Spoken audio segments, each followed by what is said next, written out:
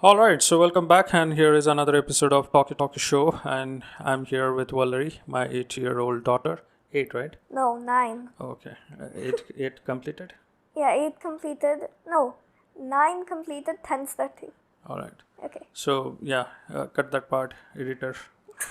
So I'm here with my 9-year-old daughter, Vallari, and with AI agent ChatGPT. Actually, we have decided from our last experience with AI and the technical setup that we are having here that we would not want ChatGPT to listen to our conversation as it's going on, because it makes very difficult to get entire conversation uploaded to the AI agent to process, and it takes time. So it gives break into whatever we are talking, right? So that's the reason what we are going to do is we're going to complete the entire discussion and give it to ChatGPT to process it. Now, what comes out of that processing, we are going to prompt ChatGPT as to what we expect it to do, right? Basically, what we want to do is we want to extract some of AI's reactions or opinions, or maybe just the summary about the discussion. Okay, so we just want to get some kind of involvement from AI. When I say AI, it's nothing artificial intelligence here. It's just that what AI will do is it will just gather the thoughts on the internet available on that topic and present it to us, right? So it's nothing in terms of intelligence. Okay, it's just that summary of what everybody else is thinking about on the topic. Okay, so but yeah, we need that, so we'll gather that from ChatGPT. Now that's the change in the process that we are going to follow, and there is another change in terms of the initial topic that we are going to have. It won't be a one singular topic as such. I mean, it would be one singular, but then it won't end there by just getting that topic. We are going to ask ChatGPT to give us the questions related to the topic, because from our last discussion what we realized is that we go in 100 random directions, right, when we are talking. We don't want that to happen, and that obviously becomes a lengthy podcast. We want to focus it on particular sections or particular questions, and then revolve our discussion around only that particular question answer kind of session. Okay, so with all that introduction for around 3 minutes, Yeah. I'm gonna start now, and I'm gonna ask ChatGPT to throw us our impromptu. That's more important. We have no clue as to what would be the topic and what would be the questions. Whatever we are going to talk is all in the moment. So if we talk about, if ChatGPT asks us any random questions about destroying the world, don't blame it on us because we had no idea. Okay, so let's begin. Yeah. My prompt is also not refined enough for ChatGPT to pick only certain areas of topic. It's all open, so we have no clue. But what we can do is, if some random topic is there, and if something that we don't want to talk about at this point in time, then we'll go ahead and ask another topic, right? Yeah, we can reroll basically. Okay, then let me get the topic for today. Okay. We are ready. Give us the topic for today's discussion.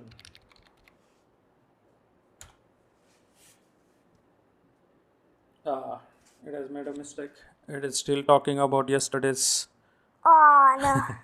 All right, so I'll have to prompt it again. Okay.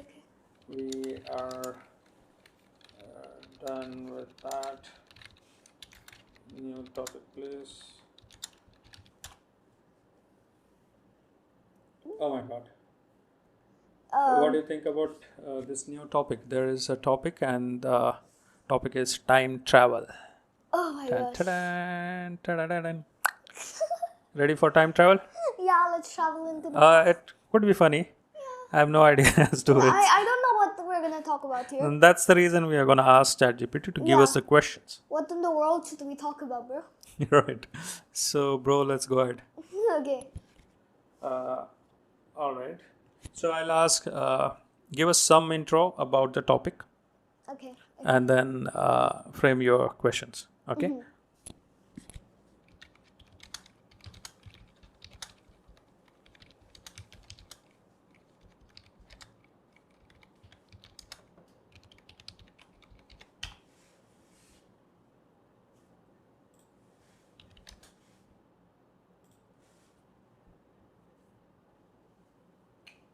Okay. So we got the intro and our question. Okay, I'm gonna read this. Okay. Wait, no. Yeah, that's fine. Shall I make it read it? Yeah, actually, Um, when you do it, keep the microphone next to that thingy. Our thingy. yeah, that's what we did last time. Yeah, so the noise gets captured. Okay. All right, here's your intro for time travel. Imagine if you could step into a machine and travel to any point in history, past or future. You could meet dinosaurs, watch the pyramids being built, or even see what the world will be like 500 years from now. But with great power comes great choices, and sometimes consequences. Today, we'll explore what we would do if time travel were real, and what it might mean for our lives. Question 1. If you had the chance to time travel just once, would you go to the past or the future? And why? Okie dokie. I want to go to both. Yeah, so you go ahead and answer this question. Okay, so if I had to choose, oh my gosh, there's like in both ends, it's like kind of fair because in the past, like it may be like more like less advanced, without technology and all, but like it's quite simple, like it's just so simple.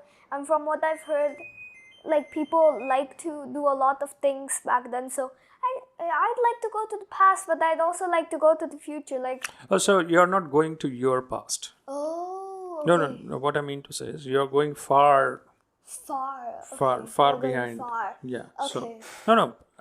That's what I gathered from your answer. Okay, You want to go to like history of mankind or. I want to go to your childhood or like my grandmother's Oh yeah, that's childhood. amazing. That's amazing. Yeah, yeah. Sorry, I was not paying attention to maybe. Yeah, it's okay. Yeah. So what you said is you want to go to maybe my childhood and see as to.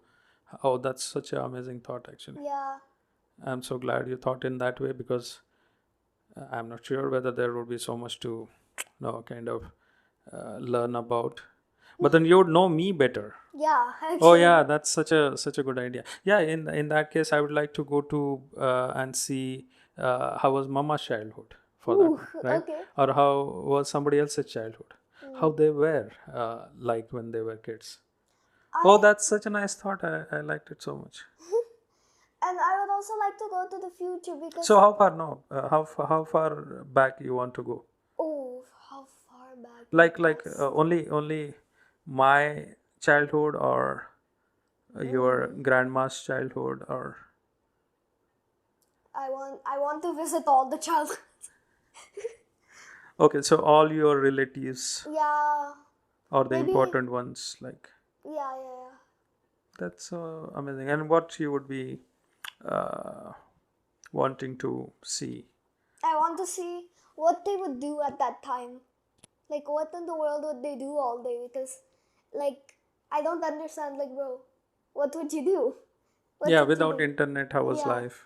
What would you basically do every day? Yeah, how was the day like? Yeah, Say day in the life 50 of. years back. Yeah, How was day in the life of my grandmother yeah. when she was a kid? Where was she? What kind of school she go to and all that, right? Yeah, and I'd also like to go into the future because I want to see how my future would be like in college because everyone just says that, oh, you're gonna have this when you go to college, oh, you're gonna have that when you go to like university, blah blah blah blah blah blah. But like, I want to see that happen. Like, Then there won't be any fun left if you true. already see it. yeah, true. I don't know. I mean, I mean, what's the point? Why exactly? Because I understood why you want to go back and specifically go back to my childhood. But what is the point of seeing your future in university or something like that? I want to see. And what if you never it becomes clear to you that you never went to any university. That could be a possibility, right? Wait, so if I go and wait, so if that happens, then would I create a parallel universe that makes me go to university? Wait, what? I may break. We are not even talking about anything parallel. I The may question is break. very simple. Would you like to go to past or the future? That was the question. I can't. From AI's point of view, we can talk about any random direction that's there. I think I'm gonna go to the past. Okay. Goodbye world, I'm going to the past. Go go gaga. Your past. No, everyone's past, but I'm just pretending that I went to my past. But Okay. I went to either your past or my grandmother's past. Not Mama's? Mama's, maybe. Yeah, I would visit both of You them. would be in that era as such. So you Yeah. can basically like go like 40 years back. And then I'll just go to you, spend like 10 years there, and then go to Mama, spend 10 years there. Okay. Okay, so I've spent 20 years in the past and I'll come back, probably be in college at that time. So then anyway, I traveled into the future. How is it going to help you, by the way? Just asking. Probably whenever I get bored, like what in the world, like what do I do? I don't know, I'm just asking. But that was such a nice thought. I liked it. I thought you will say something like, I want to go in future and see something, which obviously you want to, but then Yeah. now that you have made the choice that you want to go back and see as to how your parents were raised and what they used to do when they were of my age, kind of, right? Because we never had all this technology around us. We never did this kind of podcast, right? We never did these kind of recordings with our parents. Yeah. So fascinating thought. But again, my question is, why you thought in that way? Why you really want to go back, and how it's gonna help you? Or is it just that there is this attraction of knowing Yeah, yeah. how life was when there? That attraction is just pulling me to that. I Right. used to always want to go into the future, like future is better, future is better. Now I'm realizing that the past would be better. Not gonna Yeah, lie. it's Also, and that's why people study history, yeah. right? They go back actually. Also, another interesting thing is that maybe I'll even go way far back, so I can study the dinosaurs. You know, like we have no idea for real how would the dinosaur look like. Yeah. Because we have only studied it by all these fossils and all that, but we really don't know how did they actually look like Yeah. in general. Because of all the scientific models and everything, yeah. we kind of just imagine. We don't know for sure. And then so that's the attraction in terms of the curiosity to know as to how it was, how we arrived at this level. Yeah, I want to see like what all discoveries were made, and also, and during that time, I just now realized during that time, Albert Einstein would still be alive. Yeah. So I'm just gonna go pop in a visit, gonna check what he's doing, just gonna help with that research. Yeah. So my name will be forever written in history. And Newton and many other scientists. Yes, yes. How the discovery happened. Oh, when was the first time humankind realized that Earth is not flat and it's all whatever it is. Yeah. When was the first time Albert Einstein figured out E equals mc squared? So interesting. You not only want to go back to your parents' past, their childhood, but you also want to go far beyond and see as to how the dinosaurs and everything else Another evolved. interesting thing to go into the past was like really far behind, like almost 1 billion years back, when the Earth was still forming that long ago. Like Big Bang, kind of. Not Big Bang. Big Bang was way too long ago. But Can we go? Because there was no life back then, right? Yeah, So you can't go. so I wonder with this. Now hold on your thoughts. okay. When we say go back to your past, how far past is past? And how further is future? So how much past we are talking about? There has to be a starting point as to how much back one can go. Now this is going pretty deep. I Okay, understand. yeah. Yeah. Maybe Big Bang and then, I don't know. Yeah, if we go to the Big Bang, I think that will cause a glitch in our time machine. So let's just We might not be able to come back. yeah. So We might end up in a black hole or something. we are forever deleted from the universe. All right. So I liked your answer. Now it's my turn. So, I still have something to talk. all right, on this question. Yeah. Okay, carry on. So I wanted to say that I would also kind of go really far back to the beginning of Earth and Luna, or like the Earth and the Moon, basically, because I really want to like see how it was actually formed. Because all I know how the Earth was formed from is just that a celestial body the size of Theia,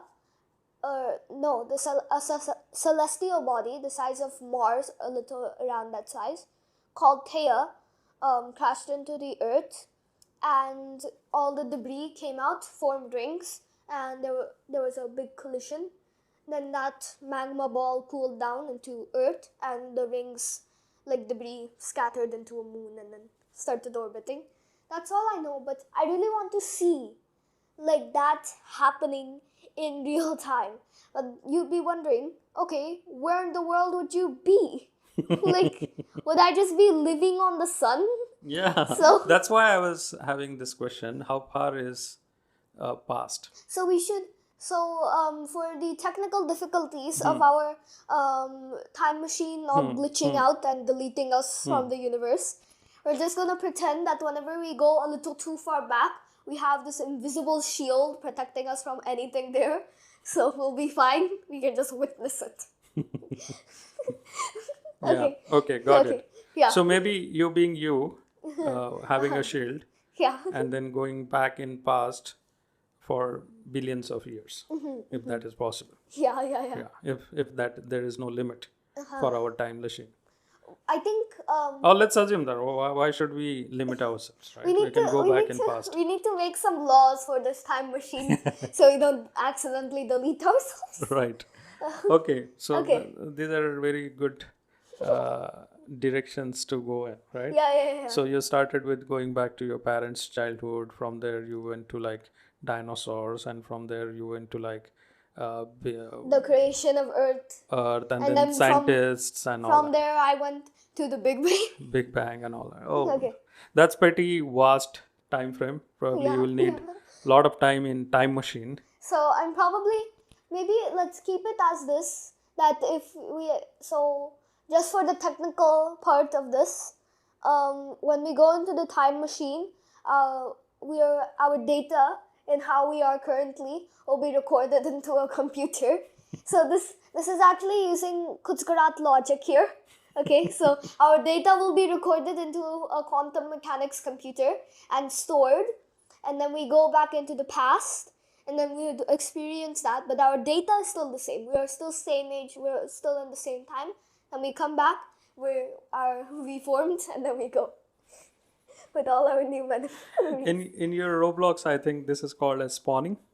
Yeah. Am I right? Yeah. I heard that term somewhere when you was playing that game. Respawn, Respawn or something. Respawn, yeah.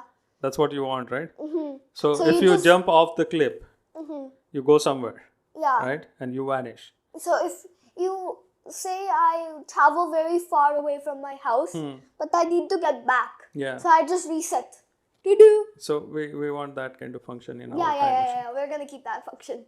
Okay. But since the question was not about what kind of features and functions you want And in what the time technical machine. difficulties are we gonna face? Yeah. I'm gonna hand this over to you now. Yeah. You can now talk. All right. So since you're going to the past, obviously I'll go to the future. Okay. Not obviously, but yeah, Not I thought about it in the first go itself. So I want to go far beyond in the future to see as to what do we do with this planet, basically. Oh, How it ends now that there is so much of climate change that's and there, yeah, that's very interesting. You yeah. know. And then so many things are going on so far. Yeah. And we spoke about it last week, right? When I was talking about Trump and what kind of foolish decisions that these world leaders are taking. And we also talked about let's. We also talked about it. No, I'm not going to keep it short. Hold on. We were also talking about that speech by that little girl, Greta. Okay, how dare you kind of speech. You remember that? Yeah. And then wherein she is holding all the leaders in the world responsible for not acting and not taking decisions to stop all the bad effects of climate change, To right? be honest. So I want to see going there in the future Oh. as to what's going to happen actually. Would there be tsunamis, or would the mankind finally take any decisions and save this planet? If we are not saving this planet, then I want to see whether Elon Musk's those dreams of going to Mars, not just Elon Musk, there are many others, SpaceX, and maybe this Amazon guy is also doing something related to that.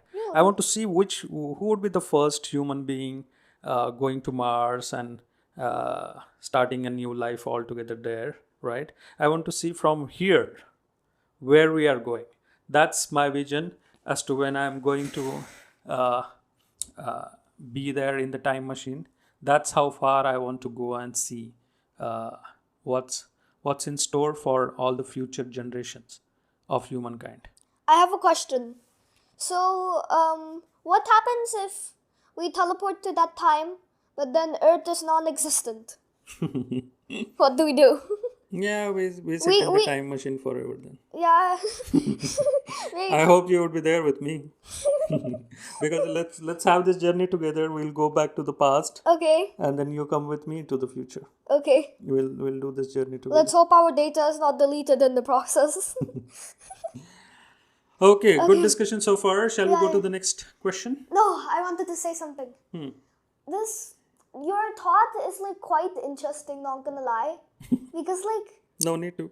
I mean, it's so interesting, man. Like, I would also I'm like, curious. yeah, I'd also like to go to the future to see, because everyone on Earth has always been wondering, is there any life outside of Earth?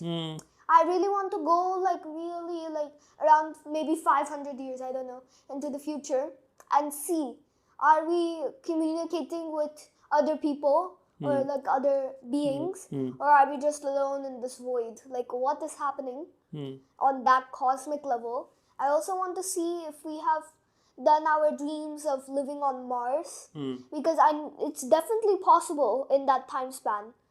If we start now, we'll probably finish in a couple of generations, most likely, because timelines and all. If we have enough materials, we can also terraform both Venus and Mars. So we basically have 3 homes. That'd be quite interesting to see. Why do you think Venus is also there? Venus. Now, the reason why I would say Venus is there, because it's not great. You know, if you step on it, you'd be turned into let's just say a crispy chicken. Yes, a crispy chicken, a chicken leg. So it's not. Yeah, I was not knowing this. it would not be great to live on. So is You it know, kind of lava inside? Yeah, you'd probably burn to death. It's hot enough to melt lead. It's like 2000 degrees Fahrenheit or something. I don't know. Yeah. So- Correct me if I'm wrong. Venus is between Sun and Earth, right? No, it's between Mercury and Earth. Yeah, I mean, Yeah. obviously between Sun and Earth. Yeah, Yeah, but then there is Mercury also closer to Sun, right? yeah, And then Venus, and then we are there, right? yeah. And then rest of the outer planets. Okay, got it. So I was not knowing that there is a possibility of Venus being our next home planet. I mean, have you heard any such kind of discussions anywhere, or the scientific Yes, actually, theory? I have actually heard. Okay. So I based me saying this by again Kutzgerat. Okay. They're really good actually with these type of fictional scenarios. They're really good, and Okay. it's so interesting to watch. Now that you mentioned about it 2 times, Kurzgesagt, for the sake of our audience, is a German YouTube channel, right? Who make very interesting scientific videos in an animated format. So Yeah, they have like very nice explanations in a simple way, and they also have good animations.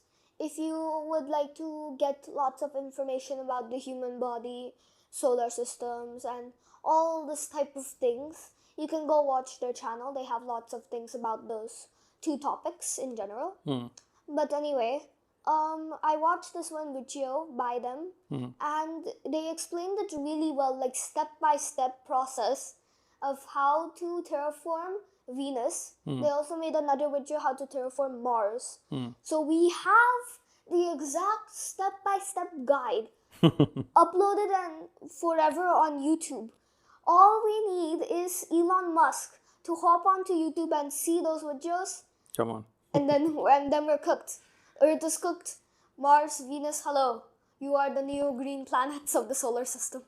All right. Yeah. So Anyways, got the point. So Yeah. let's move on to the next question, right? Okay.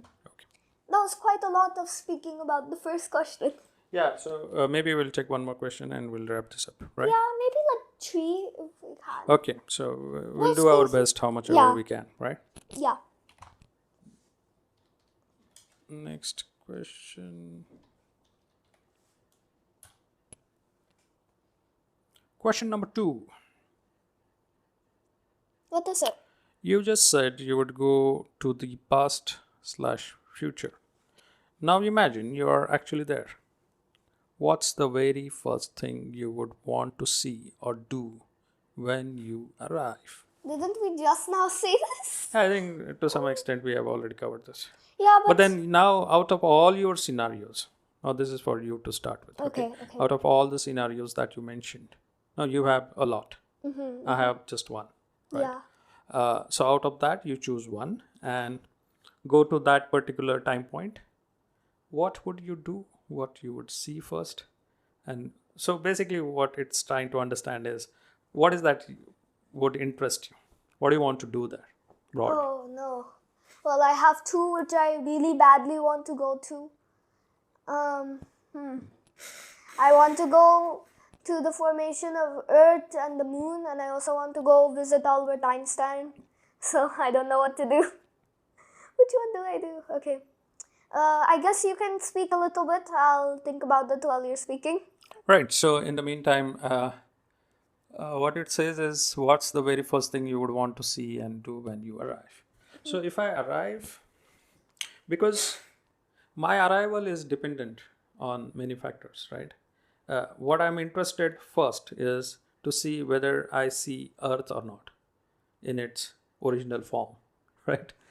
And have we really reversed all these climatic changes, and or have we got destroyed? So Okay. if we are destroyed, I'm not interested to see or do anything. And if obviously, and then I'm just gonna be sad about, oh, so all those people were right, and they were asking everyone to take some actions, but we failed. We didn't do Wait. anything. But technically, it's the future.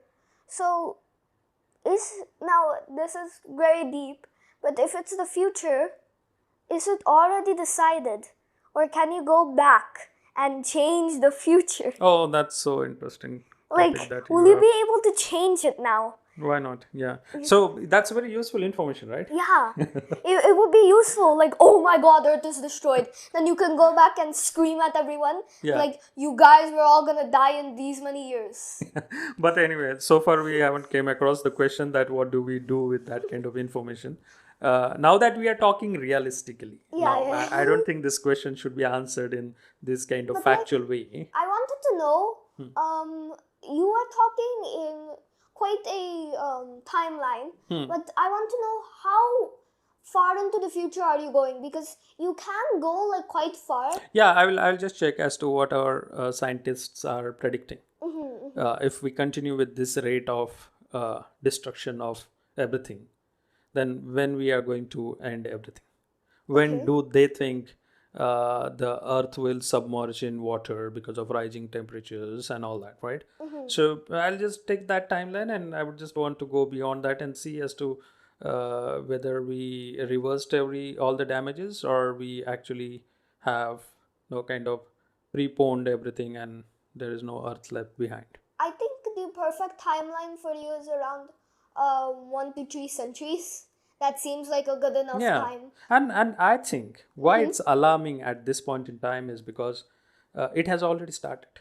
Yeah. No, but we already have seen the changes in a lot of parts of uh, Earth, right? I mean, Yeah. tsunamis and the fire in the forests and all that. The rising temperatures, Yeah, basically. yeah, We also feel it here in India, right? yeah. So, We do. and then we see the how seasons are not following the seasonal patterns, right? Sometimes, So it has already started. yeah. Action is required. We need to control the pollution. We need to control all kinds of pollution, right? The Everything. water and air and everything. Even noise pollution, actually, we Yeah, need to control. I mean, uh, yeah, there are a lot of things that we need to control, many but pollutes. basically the rising temperatures is the main worry, right? So it has already started, and I don't think the day would be far beyond couple of centuries. So Yeah. even if I go like let's go 300 years side and see as to are we still there or not. Yeah, yeah, yeah. Yeah. So what I would do to answer the question, first thing you would want to see, first thing I would want to see is there planet Earth? That's it, right? And what do I do when I arrive? If there is planet Earth, I would be the happiest person on Earth or in the universe. So I would say, yeah, we did it. But Okay. I just don't want Earth to be there. It should be there in its glory. You said you don't, so you don't want Earth to be there. I don't know. Maybe it's just a ice ball, the ice age kind of thing. Oh, I yeah. don't know. Maybe it would burst into lava or something like that. But you want it to be there. Just Yeah. there. The planet at least should be there. Now, what I'm thinking in terms of time machine is maybe our time machine is like a rocket. Ooh. My understanding of time machine, I don't know. My imaginary world see a time machine as something that I can go and sit like a rocket, Okay. and it will take me beyond time. That means the rocket will go Beyond the observable universe. it will cross the speed of light. Oh, okay. Like hypersonic is crossing the speed of sound. So- So there is a speed of light, right? Yeah. And according to Albert Einstein, nothing can go as fast at the speed of light. So time machine is exactly a machine which is faster than speed of light. So, I'm going to tell you a little bit about this as to how time machine works. Okay, okay. I mean, Okay. I can't guarantee that what I'm telling is the accurate explanation. But then, fictionally speaking, or little bit scientifically speaking, time machine is something which is faster than time. So it goes beyond time. So if you look back, you see time. Like in terms of, I'll tell you this. Now another example, I'm okay? breaking. Because you are confusing. My brain is breaking right Okay, now. let's say something is faster than, let's say you are faster than sound. Oh. Okay, hypersonic, like that movie Sonic, right? So if you are faster than time, you can go beyond sound. So you arrive before sound arrives. So if I call you from now, I mean from here, because you are going beyond I would sound, you would hear it late, not instantaneous, Yeah, yeah, yeah. right? Similarly, if you go beyond time, you are ahead of time. Times follow you. So if you look back, you will see things are still happening. So if you look back, would you see the past or the future? So it depends how far you are going, Okay. right? That's why we are saying we'll go 300 years ahead of time and see the world or anything that is there 300 years after. What I imagine a time machine is just like this That's thing. my imagination. What yeah, what I imagine is that something is pre-installed in every single house. It's kind of like a wardrobe or something, this Oh, type got of it. cylinder. You just step in, all your data is recorded. You are then copied and then pasted into the new universe long back ago, and then you get to experience that. Then you just use a magical wand and teleport back in to the real world. Oh, so this is another nice angle that we have got. Yeah, the Your idea of time machine and my idea of time machine is different. Yeah, I'm thinking quantum mechanics here. Yeah, that's interesting. The parallel universe and all that, right? yeah, So you are saying you are going ahead of time, but you're still in some other parallel universe and looking back to your own universe. But one thing which I wanted, now I'm going to answer this question. So one thing which I really liked is that our answers kind of correlate. I'm going to the beginning of Earth. You're going to see if Earth has died or not.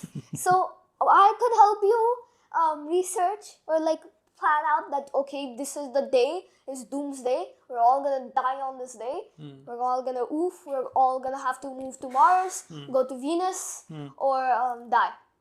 So I would, that's really interesting. I'd like to go to Earth, the formation of Earth and Luna, and I'd like to see, first of all, how did this happen? How did the collision happen?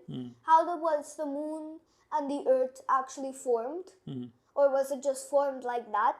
Second of all, I want to see the stages of how life had formed slowly. Oh, that would be so interesting. Yeah. Like a fast forward kind of Yeah, thing. fast forward. I want to see like all the tiny little microorganisms just growing and then eating and then all the plants growing. I want to see that first ever random sproutling grow out of the ground and turn into a proper plant. I want to see that.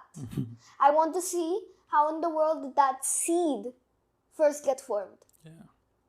Like, so interesting to see, you know? Yeah, so interesting to see, and probably you will meet the creator on the way. Ooh. Somebody might have created all this, right? It's just the random thing, Yeah. right? So you will realize the whole thing is created, or is it just the orchestra of all the events putting together and giving this planet and giving out this life. Wow, this is a fun topic. Okay, so shall we go for the next one? Yeah, we have quite some time. If you have more energy, then we'll go. I have energy because this is a fun topic, so I got my energy from the fun topic. Oh, that's interesting. Question number 3. If you could change just one thing in that time period, big or small, would you do it? Or would you leave everything exactly as it is? And why? Oh, my answer is quite interesting for this. Go ahead. Okay, my answer may change while I'm speaking, but Happens. right now I'm thinking that I would not do anything because I am in the formation of Earth and Luna, and this formation required a combination of all these things slowly happening and every single perfect thing to line up, the stars to align, so that happens. So even if I why disturb something that has already given even if I make the sun 1 degree hotter, maybe that could just burn us all, you know? Exactly. So I don't want to change anything. I don't want to change nothing. All I would change is that I'd keep Pluto as a planet. That's what I would change. Yeah. Let's keep Pluto, man. Like that you can do without going to time machine. Just, I don't just want, in your mind, Pluto is I planet. just make it like because of what condition it's not planet? There's many conditions. So okay, it's not fulfilling many conditions? No, but like the 3 conditions are, it has to be round, it has to orbit the sun, and it has to have a clear orbit. Okay. Pluto does not have a clear orbit. So is it that we haven't yet lived or seen so much of Pluto? No, we have. How many years it takes for Pluto to... I mean, by our calculations, I don't remember honestly. If it is like 300 years, probably nobody would have noticed whether it has clear orbit or not. Yeah, so what I would do honestly is I would just go there, just level up its size a little bit because it's like a teeny tiny object. I just make it slightly bigger. I don't think that would have a massive impact on Earth. I just make it bigger, just like big enough that it's good, like it looks cute, you know, like a nice small nice size, you know. Why? Because I don't want to change it drastically. No, not that why. Then why Pluto? Oh, why Pluto? I mean, Pluto's the guy that gets ignored, man. Like gets thrown under the bus, like the first dwarf planet. I think I'd actually make all the dwarf planets just planets. There's like 5 of them, I guess. Come on, guys, you're in, right? You're Guys, not, come on, come on. yeah, you're part of the family. Yeah. Come on in. Don't be the Let's- middle childs. Yeah. Okay. Some way, and because we are talking about Pluto, I once told you a story, right? You remember? I mean, I need some pointers. there is a small takeaway from this, right? Yeah. We are saying Pluto is not the planet, right? Do Pluto care about it? No. No. Pluto is Pluto. It's still up there doing its job, doing And its existing. daily thing. It doesn't care who think what about it being a planet or being a dwarf. It's good that you cared. All I'm saying is, not to counter what you said, I just remembered that story. And that's why I'm saying this. And I thought I have told you this before. Pluto doesn't care what some people on some other random planet, bunch of people, they decided that from this day onwards, we will call it as dwarf, not the planet. It's still there, enjoying its whatever life, right? So that's how, why this story is because there is a moral behind it. Like people blah, will blah. say whatever things about you. It matters when you care. Otherwise, it doesn't matter at all, right? You carry on with your stuff. You do all the things that you want to do. You don't worry about what others are saying. But then, having said all that, I really appreciate that your love for this planets, which are not in the family of planets Yeah. or the solar system. I mean, And there's this one reason that I felt the sadness towards these dwarf Ah. planets. It's because I watched this one show. It's about planets in general. It's called Solar Balls. I've been like a original fan. I've seen it since the beginning. So I've watched almost every single episode of it. So I know a lot, and from it I could tell that the dwarf planets, they're just bored little kids playing dungeons, like playing some role play games in the middle of the void. Like they don't got anything else to do. Yeah. So I just want to get them a part of that big family. Okay. So yeah. Nice thought. Yeah, Yeah. being empathetic towards all those planets. I want to be empathetic to non-existent things. No, things that don't have feelings. Yes. Yeah, inanimate. Inanimate. Yes, I forgot. Thinking that. that they are animate. Word. Yes. Okay. So in Okay. your world, everything is Everything's alive. everything is Hi, Chair. How are you, Chair? right. Okay, so let me answer this question real quick. Okay. What change you would do? Probably, I won't be in position to make any change, right? Up there saying that even if planet is not there or it's there, I just want to see as to what happens to Earth, right? So if nothing has happened, I don't want to change anything, right? I just want to pat everyone's back, right? And say that we did it. So the one thing that I would do is basically celebrate, right? Yeah. And then, or otherwise, it would be upside down, right? I would be, I would Most regret. You'd be the most depressed person. Oh, it's all gone. Oh, man. And we did it. And we did it. That's the blame, right? We means We'd we be all. like, oh man, we were the ones who did it.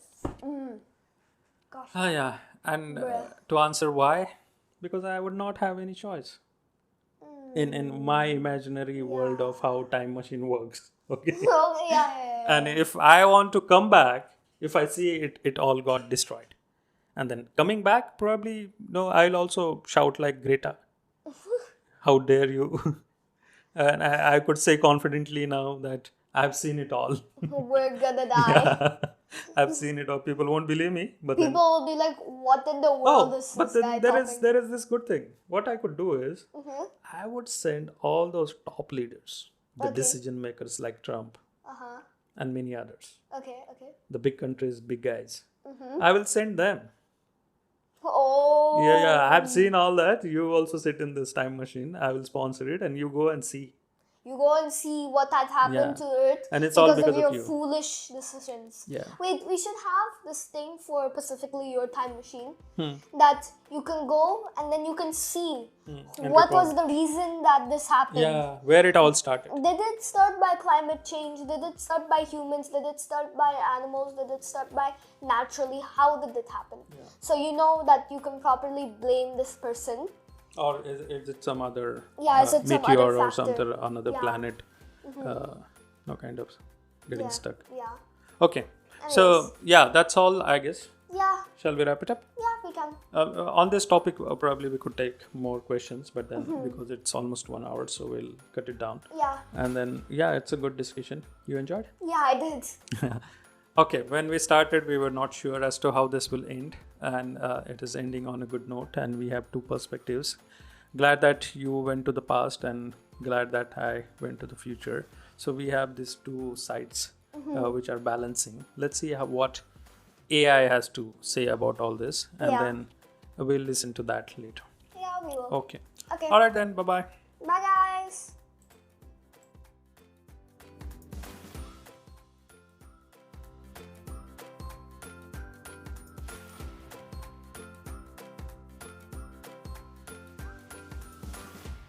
Welcome to the Deep Dive. If you're here, you're probably looking for that essential knowledge, distilled from, well, sometimes a pretty complex stack of sources. That's what we aim for. And today, we're diving into something a bit different. Audio gold. Really. It's a unique stack centered on a conversational series called Talkie Talk Show. Yeah, this isn't your standard news analysis or anything like that. Not at all. This is more like a spontaneous journey. It's about curiosity, learning, and it's all driven by a father and his 9-year-old daughter. Right. And what's really, I think, revolutionary or at least very fresh about this format is just how authentic it feels, you know. Totally. We're looking at a completely unscripted series.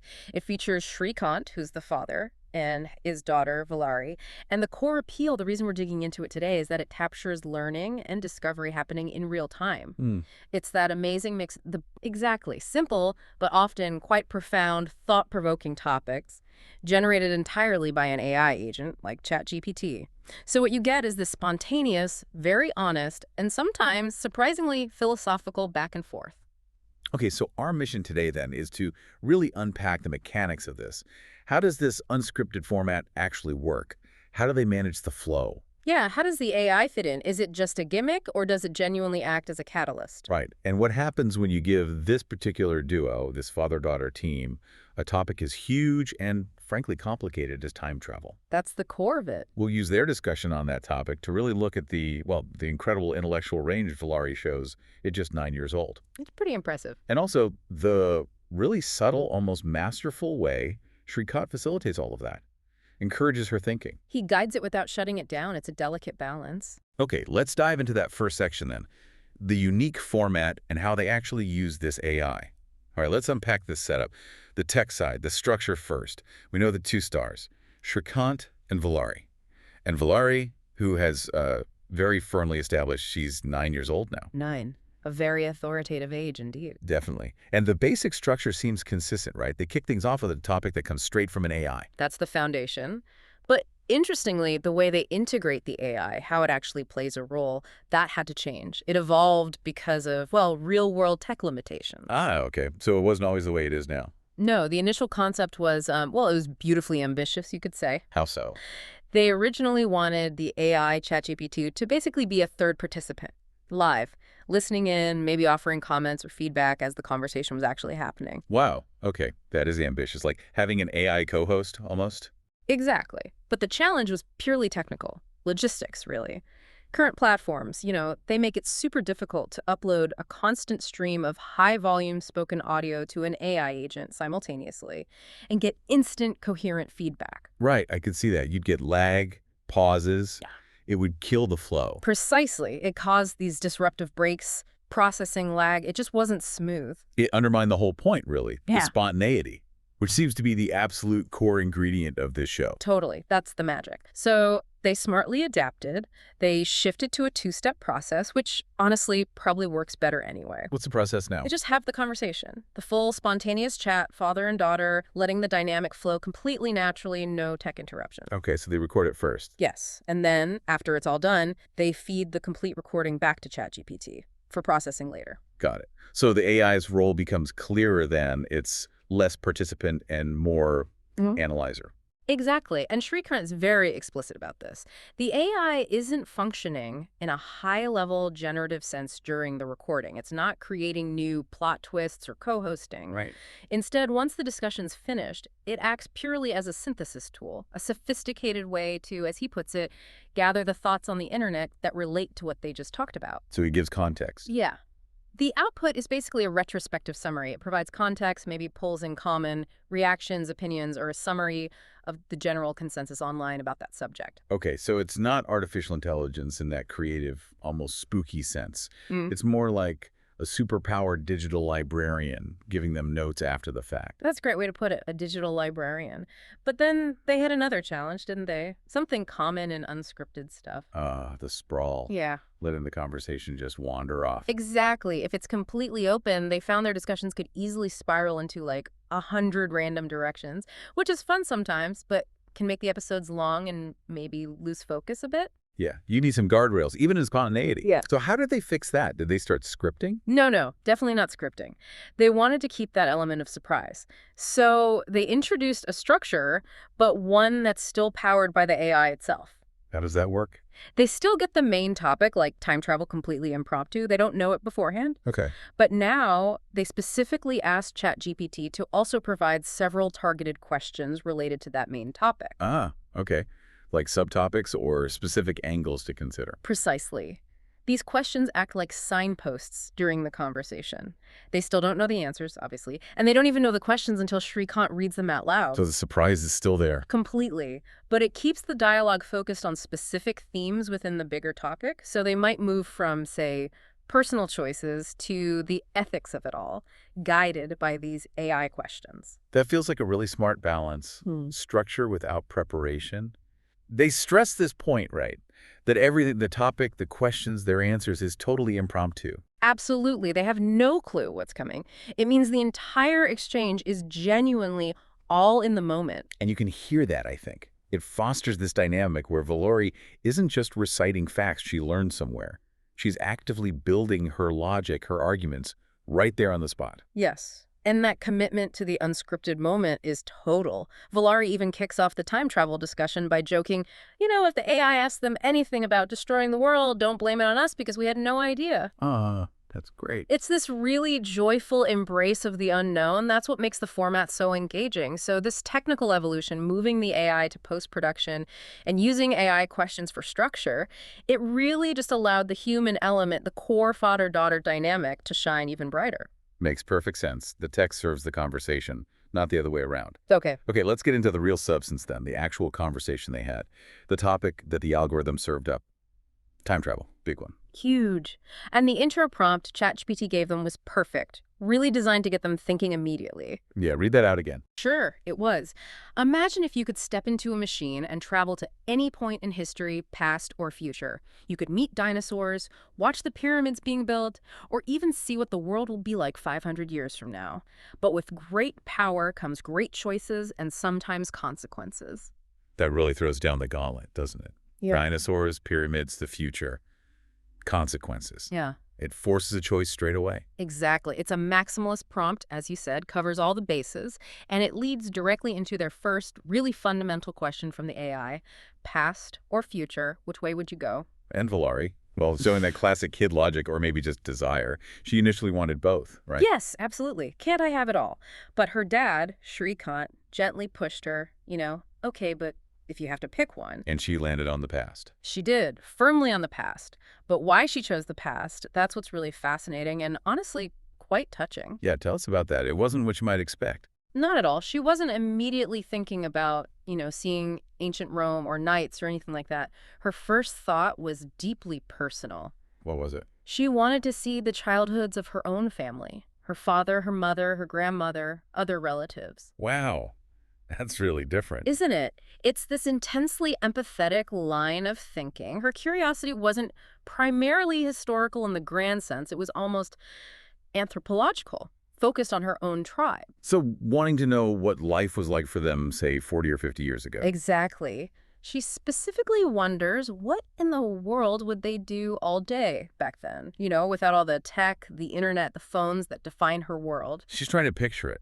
A day in their life. Yes, seeking that day in the life perspective, trying to bridge the gap between her digitally saturated reality and her parents' or grandparents' much more low-tech upbringing. It's quite profound, really. It really is. But then, and this is where her mind just seems to take off, she doesn't stay there, does she? She doesn't just linger on family history. Not for long. She makes this incredible intellectual leap. From that very personal, almost living room stale history, she zooms out, way out, to the cosmic past. Okay, so where did she go next in her thinking? Dinosaurs. She quickly pivots to wanting to study the age of the dinosaurs. Okay, that's maybe a bit more expected for a 9-year-old. Maybe, but her reasoning was interesting. She wants to see how would the dinosaur look like in reality. She explicitly acknowledges that everything we have now, fossils, the scientific models, the drawings, it's all interpretation. It's guesswork based on fragments. She wants the raw data, the eyewitness account. Exactly. The empirical truth of the lived experience. What did they really look like, sound like, move like? Beyond our imagination. That's pretty sophisticated scientific thinking, actually, questioning the models. It is. But then her ambition ramps up even more. It kind of grows and expands into wanting actual world-altering intervention. Intervention? How? She proposes visiting historical geniuses, specifically names Albert Einstein and Isaac Newton. Okay, just to watch. Oh no, not just watch. She wants to be there to witness those huge paradigm-shifting discoveries like the derivation of EMCO or Newton realizing the Earth isn't flat. Right. But, and this is the kicker, she adds a very specific, very ambitious goal. She wants to help them with the research. Help Einstein. Yes, so that, in her words, her name could be forever written in history alongside theirs. Okay, that's bold. I love it. Maximizing the opportunity, like you said. Absolutely. She wants the thrill of discovery, but also the credit, the glory, and the joy of actually participating in it. But even that wasn't the limit for her. She went further back. Way further. She pushes the time dial all the way back, proposes the ultimate destination, the very, very beginning, the formation of Earth itself, and Luna, our moon. Whoa, okay. That's mind-bending. Isn't it? And she even knows the prevailing scientific theory. She talks about wanting to witness that massive collision, the giant impact hypothesis, where a Mars-sized body, which scientists call Theia, supposedly slammed into the proto-Earth. And the moon forming from the debris. Exactly. She wants to see that cosmic billiard shot happen, see the debris cloud coalesce and form the moon. From personal family history to the birth of the solar system in, 5 minutes of conversation. That's an incredible trajectory. But hang on, going back that far, I mean, the practicalities are terrifying. Survival paradoxes. Oh, absolutely. And Vallari, to her credit, immediately flags this. She jumps right to the potential technical difficulties. She worries about black holes, accidentally deleting themselves from existence, or somehow just disappearing from the universe. Sensible concerns. So, did she have a solution? She did, and this is where she brings in her own research, her own reference points from the modern world. She proposes a solution by name-dropping a popular YouTube channel, Kurzgesagt, in a nutshell. Ah, the one with the animated science explainers. My kids love that channel. That's the one. It often explains really complex physics concepts, quantum mechanics, black holes in very accessible visual ways. And she uses a concept likely gleaned from there or similar sources for her time machine's safety mechanism. Okay, what was her proposed solution? It sounds crucial. Her idea involves storing their current data, essentially, their present state, their bodies, memories, everything, into a quantum mechanics computer before they travel. Okay, let's pause on that because that sounds quite sophisticated. Right. What's the thinking there for those of us not up on our quantum sci-fi theory? Right. She's basically borrowing from the parallel universe or simulation idea of time travel, which is common in fiction and even some theoretical physics. So, not physically moving through time in this universe. Not exactly. Her model suggests the quantum mechanics computer acts like a like a secure external hard drive for reality. They upload their physical data, their selves. Right. Then they get to experience the past, see the dinosaurs, watch the moon form, but crucially, they remain the same age, and the integrity of their original data, their present self, is preserved on that computer. Ah, I see. So it's like sending a copy or an avatar. Sort of. And the key phrase she uses, which her dad points out sounds like video gum logic, maybe from Roblox or something, is that this mechanism ensures they can respawn or reset. Respawn. Yeah. They can always get back to the present timeline, unharmed, unchanged. It makes the whole experience fundamentally non-destructive. The central timeline, our timeline, is preserved. It's the ultimate narrative safety net. That's actually genius for a kid. Yeah. Why risk your actual self when you can send a protected, respawnable avatar? Takes all the danger out of it. Exactly. Problem solved. Now let's contrast that whole journey, personal past, cosmic past, quantum respawning, with her dad's choice. Shrikant went the other way, didn't he? He did. He chose the distant future. And his reasons were just as revealing, but focused entirely differently. His choice seems driven by very immediate, very existential, and frankly, quite global concerns. Climate change. Primarily, yes. His dive into the future is motivated by this urgent need to see, quote, what do we do with this planet? He's got a laser focus on climate change, environmental destruction. And he connects it to the present day, right? Exactly. He brings it right back to the here and now. He references the famous, powerful speech by little girl Greta Thunberg, and that sense of moral urgency, the need for world leaders to actually act on the warnings. So his trip is less about discovery and more about accountability, a reality check. I think that's exactly right. It's a morality check for humanity. He wants to jump beyond the typical scientific predictions, the ones that often place catastrophic sea level rise or planetary destruction within maybe 300 years or so. He wants to see the end game. Yes. He wants to go far enough to confirm, did we manage to reverse the damage? Did we fix it? Right. Or did humanity fail the test? That's a heavy question to want answered. It is. And he even has a plan B. If Earth did fail, if it's destroyed or uninhabitable. What's his alternative destination? Equally ambitious in its own way. He wants to see if humankind successfully pulled off the backup plan, establishing a new self-sustaining life on Mars. Ah, the Mars colony scenario. Yep, exactly. Led, potentially, he muses, by the current big players in space exploration. Elon Musk's SpaceX, maybe even Jeff Bezos, the Amazon guy, as he calls him, with Blue Origin. So his future trip is all about consequences. Did we save ourselves or did we have to escape? Precisely. It's driven entirely by witnessing the outcome of the decisions being made, or not made right now, political decisions, corporate decisions. His is a journey fueled by the need for accountability. It's really striking how their initial choices, past versus future, immediately revealed such different core concerns. Vallari digging into creation and origins, Shrikant focused on consequence and survival. A perfect dichotomy, almost. Okay, so the AI's next question logically follows. What is the very first thing you would want to see or do when you actually arrive at your chosen time? Right, the immediate priority. And Shrikant's answer for the distant future is, well, it's stark, it's immediate, it's almost primal. What is it? His singular objective, the very first thing he does upon arrival, is just look around and ask, is planet Earth still here? Wow. Yeah. Is it still viable? Exactly. He's not initially looking for flying cars or futuristic cities or alien contact, just the basics. Does our home still exist? He says, if it is preserved, if it looks healthy, he'd be the happiest person. His immediate reaction would be pure relief and celebration. A celebration that humanity somehow managed to reverse the damage. And if it's not, if it's gone? Then his reaction is immediate, profound regret and sadness, a sense of terrible finality, just, oh, it's all gone. And you can almost hear the unspoken thought, we blew it. There's a palpable sense of blame directed back at his own generation, our generation. It's such a deeply emotional check-in. Yeah. Is it relief or is it guilt? That's his first moment. Exactly. Now, Vallari's first action, arriving way back at the formation of Earth, is completely different. It's not emotional in the same way. It's purely observational. And it's rooted in watching a process unfold. What does she want to see first? She wants to see the very first stages of life forming, but she wants to see it in a kind of fast-forward way, like watching a cosmic time-lapse video unfold before her eyes. Speeding through geological time to get to the good bits. Sort of. She wants to trace that incredible journey from non-life to life. She mentions wanting to see the evolution starting from tiny microorganisms. The very first sparks. Yes. and follow that process all the way through to the moment she witnesses the first ever random sproutling grow out of the ground. That's incredibly specific, the first plant. Isn't it?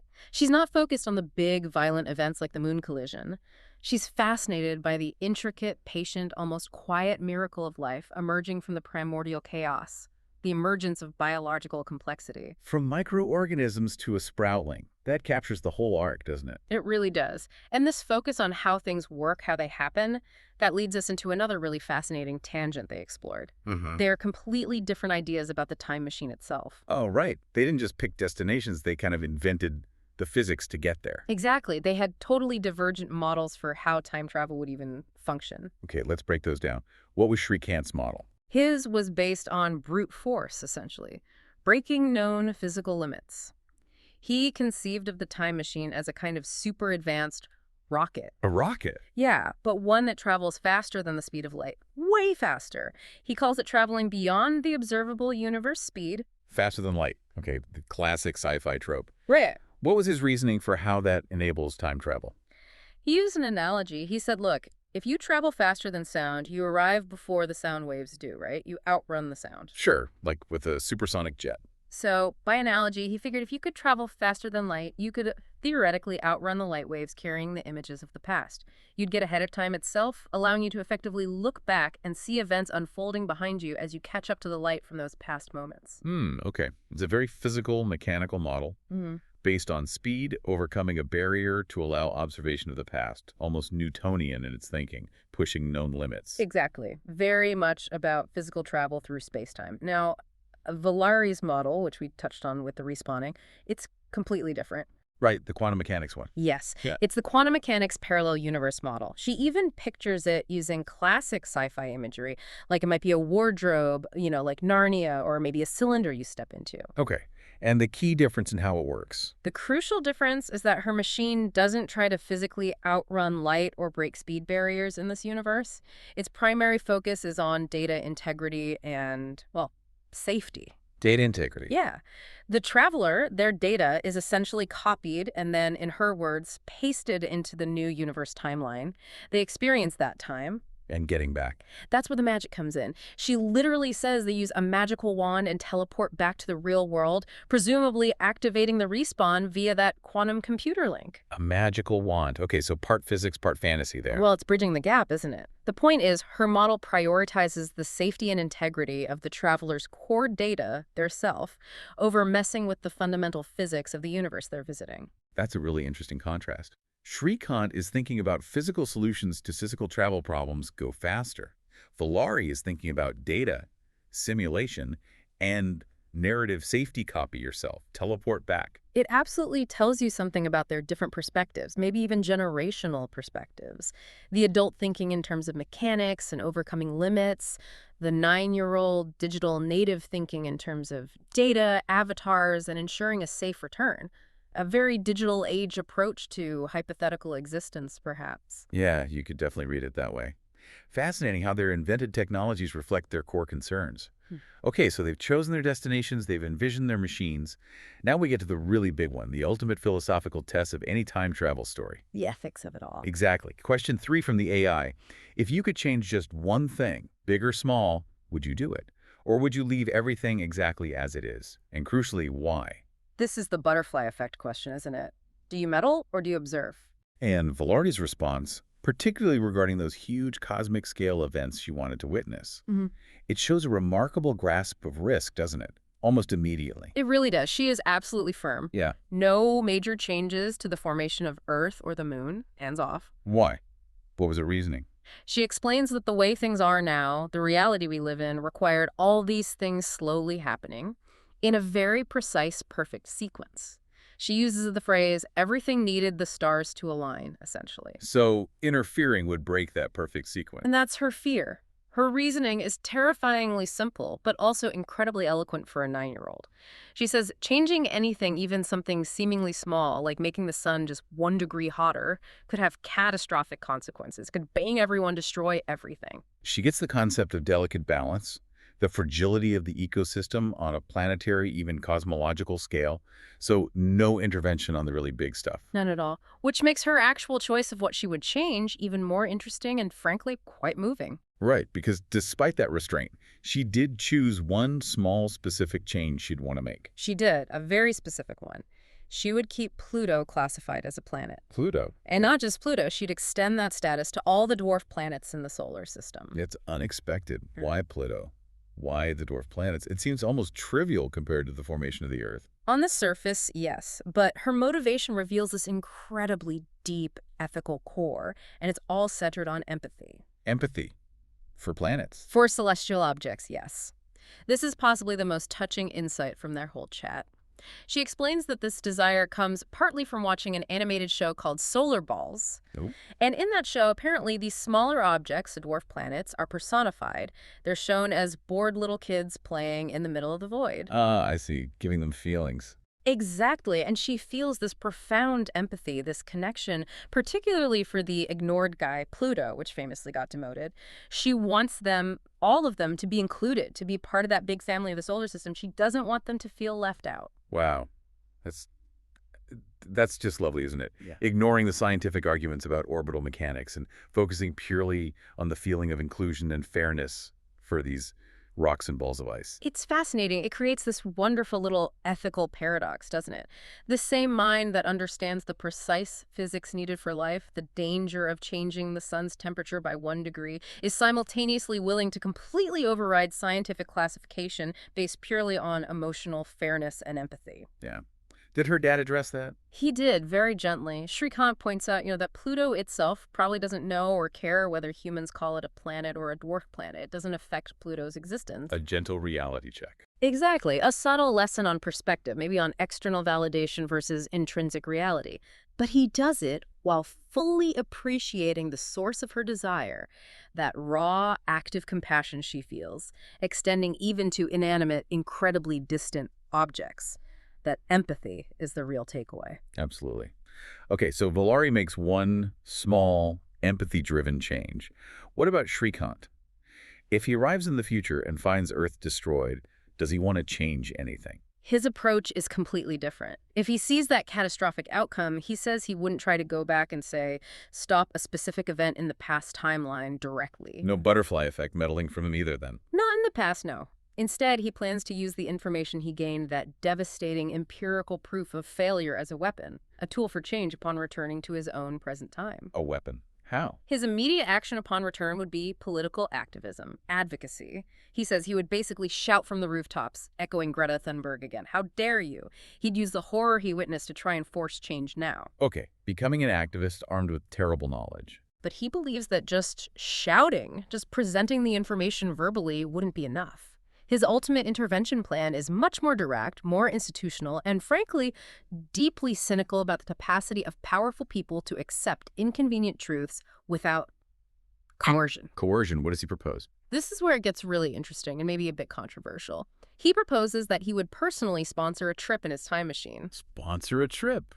For who? For the top decision makers, the world leaders. He specifically mentions Trump and many others, the leaders of the big countries, the big guys, the ones he sees as holding the reins of power and responsibility. And he wants to send them to the future. Yes. He wants to basically force them to sit in his time machine, travel forward, and see the devastation firsthand, see the direct result of what he calls their foolish decisions. So give them the irrefutable proof, the visual confirmation of where their current path leads. Exactly. Provide undeniable, unavoidable confirmation of the consequences and implicitly their blame.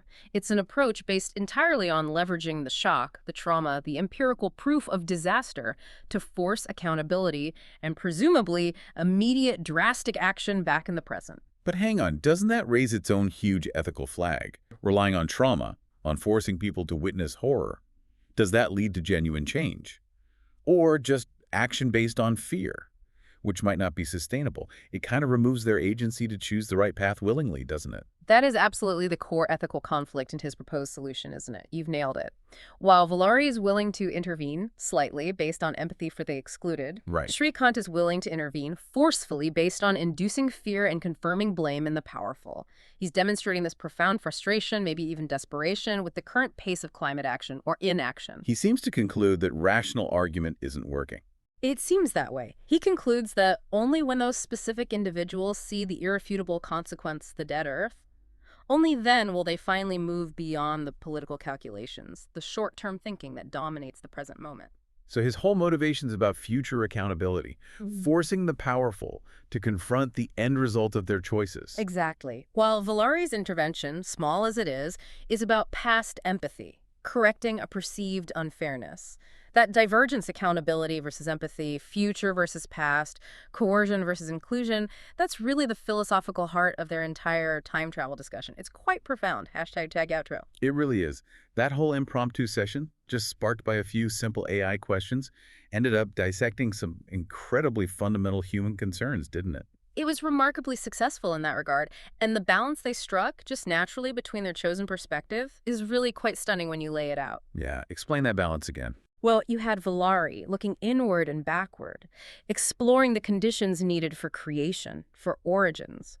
She showed this incredible intellectual range, jumping from family to cosmology, but also this deep, almost innate empathy for her relatives, for historical figures, even for planets. Right, the origins and the feelings. Exactly. And then you had Shrikant looking outward and forward, examining destruction, consequences, accountability. He kept bringing the conversation back to our present-day ethical responsibilities, the political urgency of issues like climate change. Consequences and responsibility. Yes. So together, without planning it, they essentially mapped the entire spectrum of how we relate to time. From the formation of the very first sproutling, as Vallari put it, to the potential extinction of humanity that worried Shrikant. Creation to destruction. That's a fantastic summary. And if you want to understand why the Talkie Show itself is valuable, why it's worth listening to, I think it boils down to seeing those individual contributions happening live. You get Vallari shining with her raw creativity, those lightning-fast intellectual shifts she makes, grandmother's life 1 minute, quantum physics the next. That leap is amazing. And that deep, active empathy she shows for literally everything, from family history to dwarf planets feeling ignored. It's unfiltered and honest. It really is. And then Shrikant's role is just as crucial but different. He's this masterful facilitator, isn't he? But also a foil. He provides the contrasting views sometimes. He doesn't just agree. No. He gently nudges the discussion along. He asks questions that encourage Vallari to stretch her thinking, to explain her scientific reasoning, like with the respawn idea.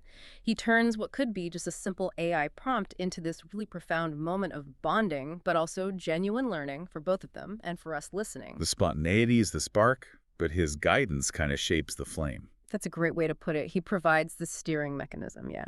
Okay, so as we often do, let's try to offer that sort of AI-style reflection. A brief, concluding analytical insight on the show's structure itself. If we fed this analysis back to an AI, what might its synthesized takeaway be? Okay. Let me put on my virtual AI hat. I think the synthesis might be something like this. What's particularly fascinating here is observing how the specific structure using AI-generated topic prompts, followed by targeted AI questions, proved optimal for fostering deep yet natural divergent thinking. Okay, optimal for divergent thinking. Yes. By asking specific questions focused not just on choice, but on the first actions, the mechanics, and critically the consequences and ethics of those choices. Right, the why and what if. The structure allowed the participants, the father and daughter, to organically explore complex, personal, scientific, cosmic, and even political questions, all while maintaining that wonderfully warm, spontaneous conversational flow. So the AI wasn't the star, but it was the key. Precisely. It demonstrates how limited, intelligently applied AI can serve as a powerful amplifier for natural human curiosity, creativity, and connection, rather than stifling it. The structure enabled the magic. It didn't create it. I like that. The structure enabled the magic. That feels right. It certainly leaves us, and hopefully you, listening, with a lot to think about. For sure. So here's a final thought to leave you with, building on their chat. Based on their discussion of how time machines might actually work, which model resonates more with you? Is it Shrikant's speed of light rocket that tries to physically outrun time? Or is it Vallari's parallel universe quantum respawn wardrobe that prioritizes data safety? Physical power versus data integrity. Something for you to mull over, maybe while you're waiting for your own time machine to finish charging right here in the present. Indeed, don't hold your breath. And look, if you enjoyed hearing these insights today, hearing about this really captivating, unique dynamic between a father and his young daughter exploring huge ideas. You really should check out the original show. Absolutely. We highly recommend tuning into the Talkie Show. You can dive into their original conversations, hear Vallari and Shrikant directly. It's now available on all the major podcast platforms, Spotify, Apple Podcasts, you name it. It's definitely worth a listen, a different kind of podcast experience. It really is. Yeah. You won't regret taking that trip into their world.